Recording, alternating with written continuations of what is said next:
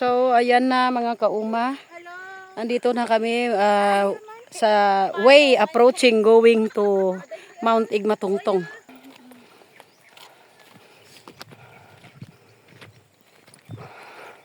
Sobrang init na mga kauma kasi 8 o'clock na.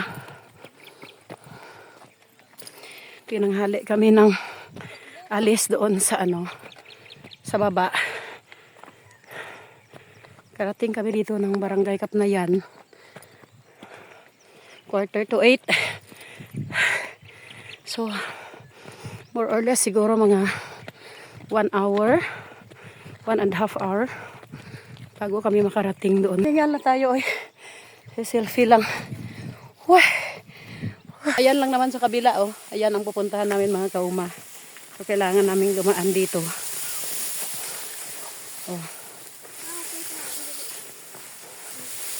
Ayan. Kailangan naming dumaan. Masakit na ang init. Anong time na ba? Time check. 8:41. Ha?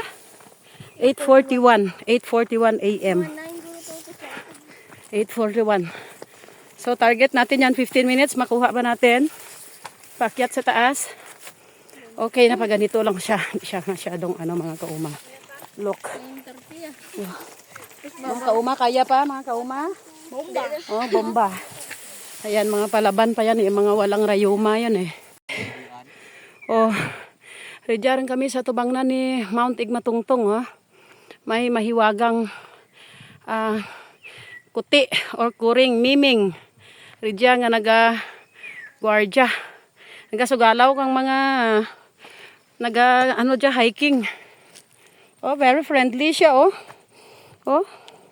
Very friendly siya si Miming. Oh, di ba? Congrats. Proud of yourself. Oh, we're here. Diyan pa lang kami sa may paa. Sa paa ng Mount Igmatungtong. So, gutom siya oh. Gutom si Miming oh. Kain siya oh. Grabe Oh. Oh, di ba? Believe and see the wonders of God. Kung ano kaganda ang mga bundok. Oh, di ba? Ano kaganda? No, interview ti kawanay. Ano ang achievement mo? Nakasaka sig matungtong. Nawala na lipong. First achievement niya. Hindi siya nalipong. Hindi siya nawala ng malay. Grabe yung pawis natin mga kauma. Dito na dapat sa lang ang ginasalap Ang bye-bye. nasa yung ating goal ay makaakyat tayo doon. Okay. So, we're here. Mission accomplished. Mga kauma, andito na tayo sa pinaka tuktok. Hindi pa yan actually, doon pa yung pinaka tuktok talaga oh. Ayan mga kauma, medyo dyan yung daanan. Sada na yan. Saan sadsadan? Ay okay. Ayan, makita natin mga kauma. Ayan oh, yung sadsadan. Yan. Makita natin, kitang-kita dito sa sa video, ayan oh. Sadsadan. No? So, ayan siya. Dito na tayo. At ayan, ikot natin. Ayan, very busy yung ating mga kauma rin sa. So, dito sa kabila, more on, ito naman yung ating dinaanan kanina. No? Hanggang doon. So, hindi natin makita kung hindi tayo lilipat doon talaga sa pinaka peak ng bato ng Mount Igmatungtong. So, punta ba tayo doon?